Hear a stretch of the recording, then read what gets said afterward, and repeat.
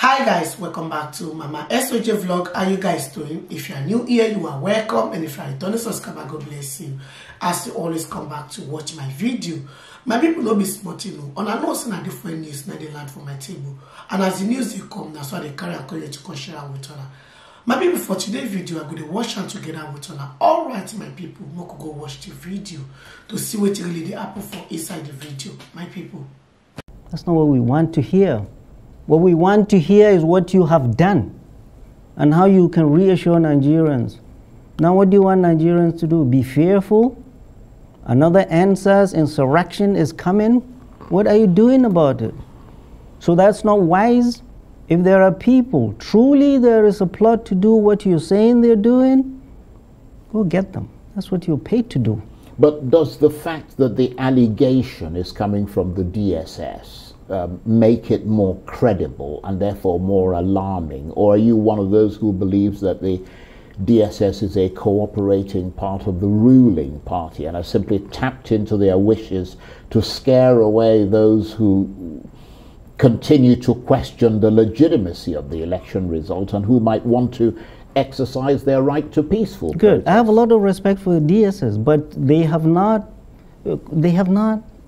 reassured me that what they are doing is without prejudice.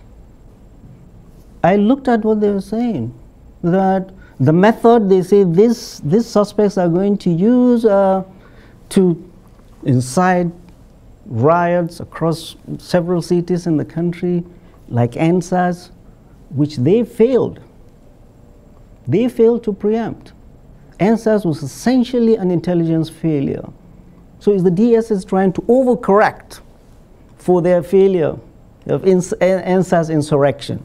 Another thing they're saying, or the second method these guys are going to use is frivolous lawsuits. Yes, I was coming to right. that. So who is the DSS? Is the DSS qualified to say any case is frivolous? That's not in the, they should drive within their lane. It's not up to them to say a case is frivolous or not. It's not. So they are driving into somebody else's lane. Essentially, this is the way I see it.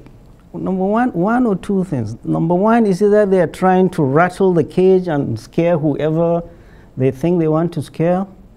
Or number two, they are following the tow line of the APC. Because the APC, the screaming part of the APC, were the ones who started this idea of interim government.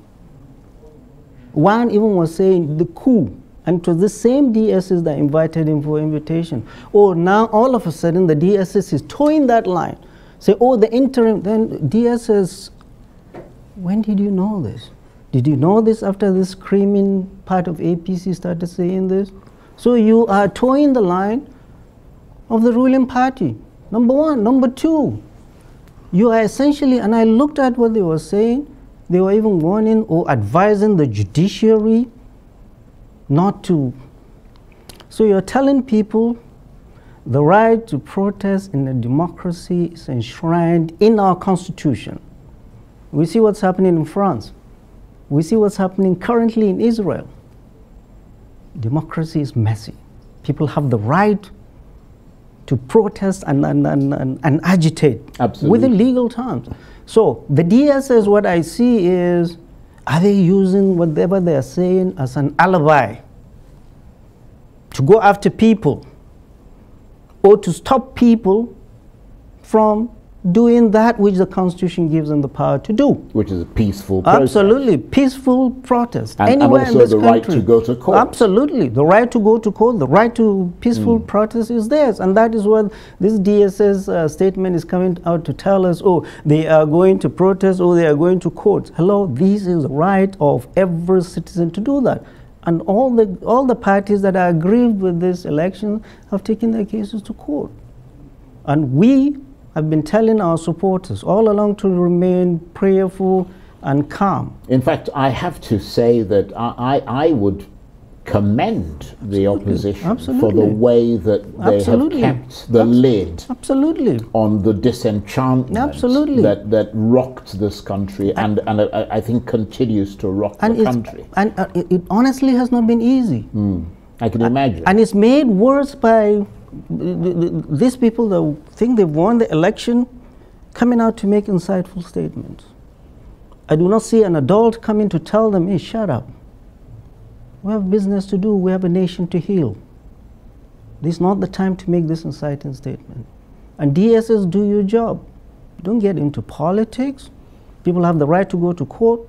People have the right to protest anywhere in this country. And do not decriminalize, do not criminalize all of these. And we are watching very closely. This should not be a threat to Nigerians to do what the Constitution gives them the right to do. All we are telling our people is do things according to the law. And it's in the courts. The judiciary will do the right thing. And nobody, no agency will tell the courts what is frivolous.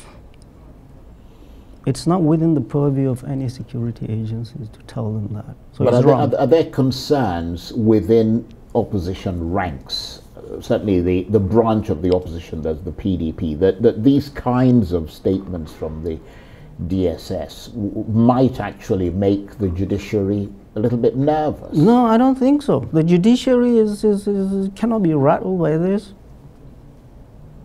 The judiciary has been around longer than the DSS. They are honorable men and women, and the eyes of the world is on them.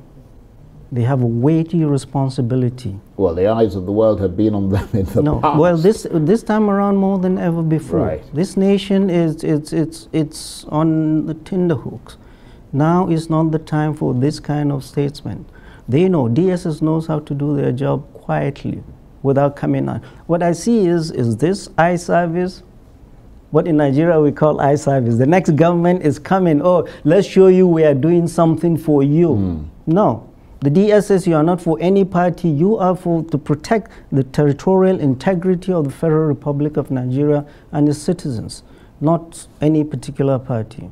The person that is said to have won this election by 8,000, and there are 82,000 registered eligible voters, so 10%.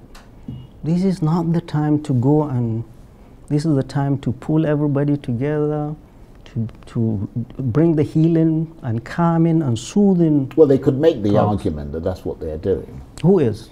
The DSS. They could make the argument to say that they're trying to prevent the lid from being taken off not at all. The cauldron. Not at all. They are muddling the water.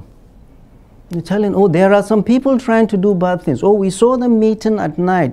Don't tell us this. Just go do it. Get them. You remember that Nike, the logo of Nike? This thing is just do it.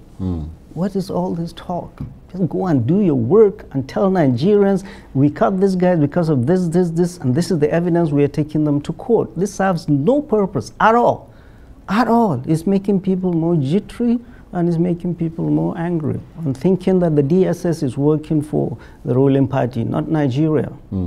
Meanwhile, we're seeing protests. I mean, we have seen protests little protests here and there for and against Bola Tinubu's election in parts of Nigeria.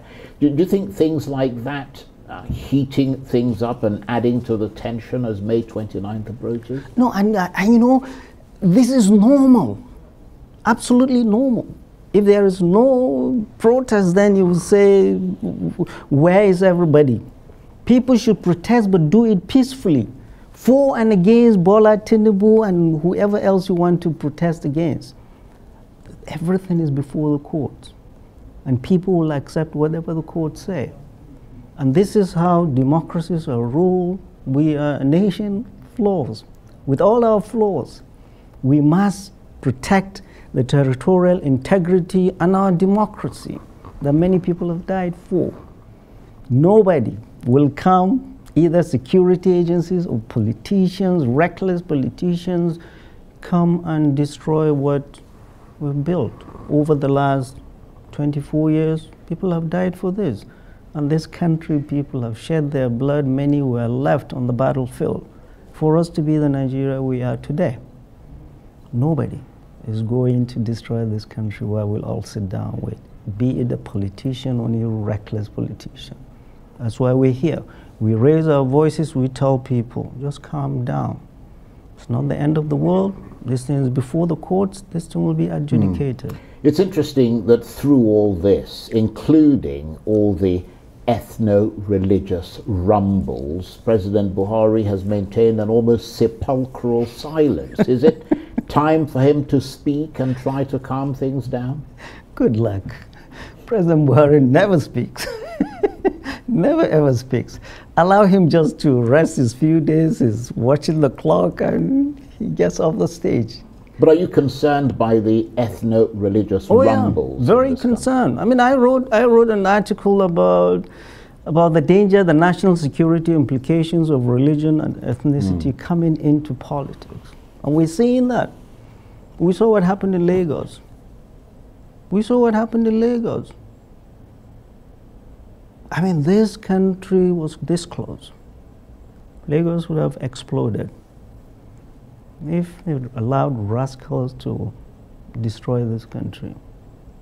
You don't allow that. People have lived in peace for generations, and reckless politicians will come and destroy what many have died for. They need to be called to order, and that is the duty, and one of the duties and responsibilities of the DSS.